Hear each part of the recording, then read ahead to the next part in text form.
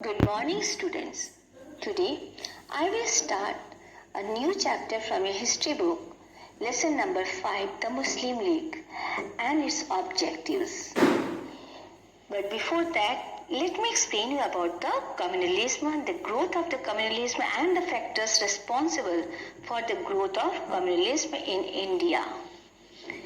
Communalism emerged in India around the end of the 19th century and posed the biggest threat to the unity of Indian people and the national movement. During the First War of Independence 1857, the Muslims and the Hindus fought together against the British. Their unity posed a danger to British imperialism. The British therefore sowed the seeds of discord between the Hindus and the Muslims. Now, what were the factors responsible for the growth of communalism? These factors were: after the 1870s, the British government followed the policy of oppressing the Muslims and sowed the seeds of distance between the Hindus and the Muslims. The British policy of divide and rule incited communal feelings between the two communities. The relative backwardness of the Muslims in education, trade and industry. The erroneous manner of teaching Indian history in schools and colleges.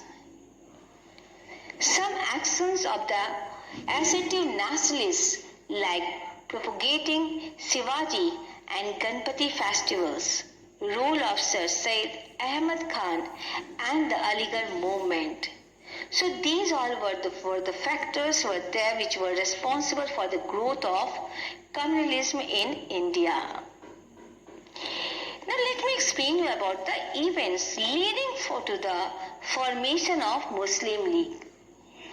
These events were the formation of Mohammedan Anglo-Oriented Association in 1893, partition of Bengal in 1905, a deputation of Muslims at Simla in October 1906, the Mohammedan Educational Conference held at Dhaka in December 1906, which accepted the proposal to form a central organization for the Muslims.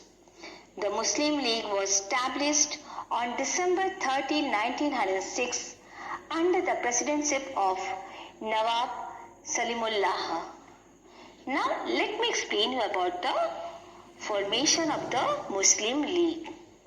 During the revolt of 1857, the Hindus and the Muslims had fought shoulder to shoulder. The British had held the Muslims responsible for the revolt and had committed great atrocities on them. On the other hand, they treated the Hindus with favor. This marked the beginning of the divide and rule policy introduced by the British to check the growth of unity and nationalist feeling in the country. The campaign to emphasize that all were Indians, irrespective of caste, religion, language and gender, remained incomplete. Different communities formed political parties to put forward demands as they thought fit to the British. One such political organization was the Muslim League. A delegation headed by Aga Khan and Nawab of Dhaka approached the Viceroy Lord Minto in Simla. The Viceroy accepted their demand and the Muslim League, a separate organization of the Muslims, was established in 1906 under the leadership of Nawab Salimullah of Dhaka. Like the Congress, the League too held annual session. The aims of the Muslim League at early stage were to protect and advance the political rights and interests of Muslims, to ensure that Muslims did not develop feelings of hostility towards any other community in India and also the British, to promote loyalty to the British government. In spite of the efforts of the British, the Muslim masses were drawn into the nationalist movement, and many Muslim leaders like Abdul Kalam Azad, Muhammad Ali and Hakim Ajmal Khan emerged. The Muslim League was itself influenced by the anti-imperialist idea, and in 1913 it adopted the attainment of self-government as its aim.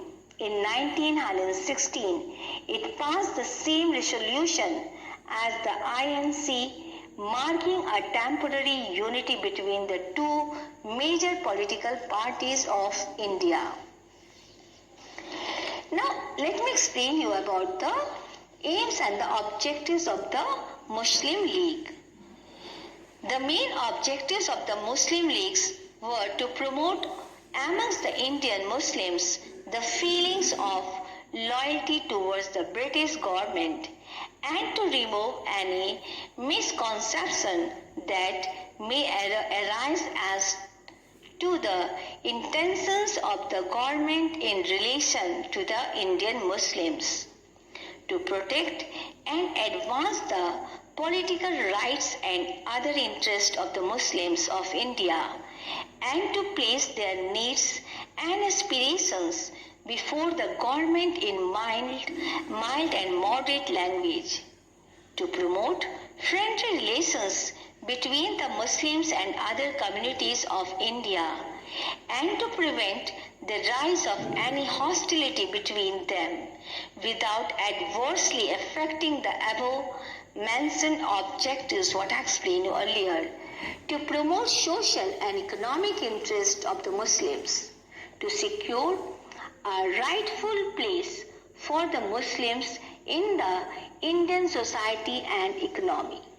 So all these were the main objectives of the Muslim League. Now let me explain you about the impact of the Muslim League on the national movement. It led to the provision of separate electorates in the Morley Minto reforms, what I explained earlier, Morley Minto reform. Now Britain's hostility to Turkey in the Turco-Italian War and the Balkan Wars, the annulment of partition of Bengal in 1911, the emergence of a section of nationalist Muslims, etc., changed the attitude of the Muslim League towards the Congress. The Congress Muslim League approachment resulted in the signing of the Lucknow Pact in 1916.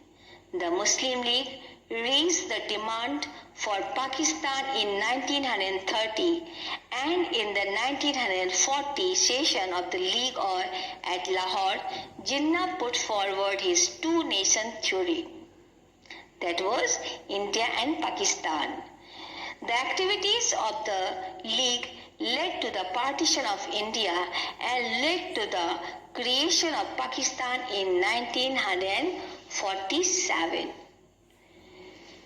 So, this chapter is over. Now you read this chapter thoroughly and do the exercise work. Thank you. God bless you all.